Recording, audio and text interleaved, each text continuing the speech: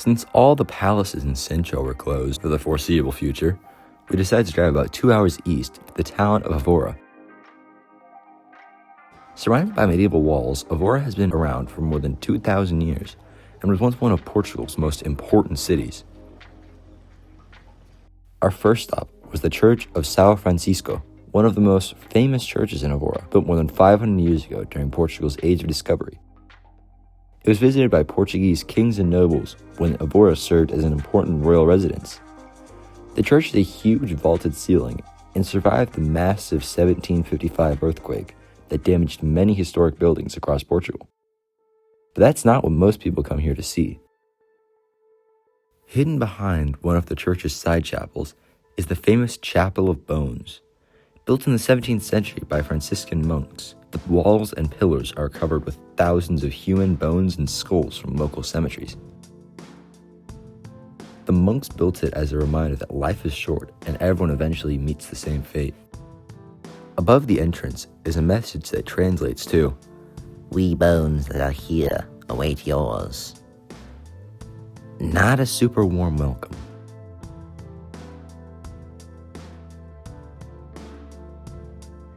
Inside, there are also two preserved bodies displayed behind glass. No one knows exactly who they were, which I don't know if that's fascinating or creepy. Probably both.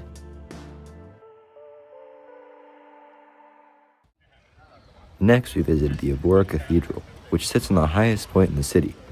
Built between 1186 and 1250 entirely of granite, it's the largest medieval cathedral in Portugal and is a UNESCO World Heritage Site.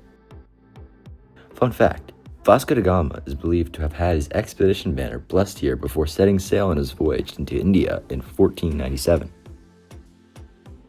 We made our way up a series of staircases to the cathedral's rooftop terrace. The final staircase was so tight that it even had a traffic light to control people going up and down. We'd wait for the light to turn green before we could continue.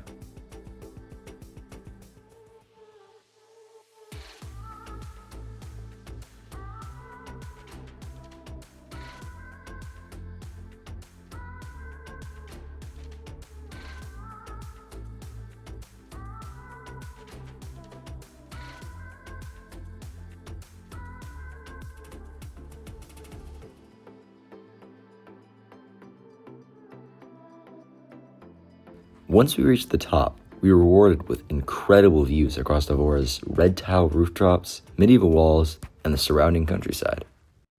Since the cathedral sits on the highest point in the city, it's hard to beat the view from up here. After exploring the rooftop, we wandered through the Gothic cloister. The arches and stone columns date back hundreds of years.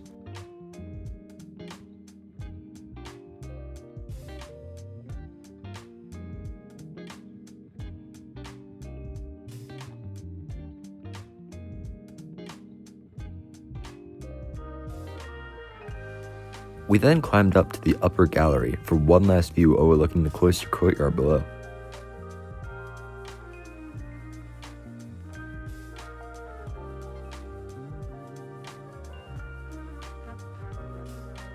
Next, we walked over to the so-called Temple of Diana. Built in the early 1st century AD, historians now believe it was actually built to honor Emperor Augustus, not Diana, the Roman goddess of the hunt.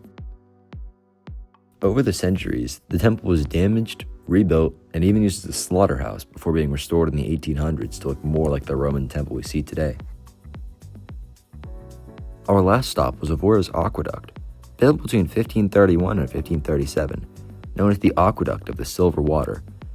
It originally carried fresh water into the city, but was damaged during the Restoration War with Spain in the 17th century. It was cool that people actually built houses and shops right into the arch of the aqueduct.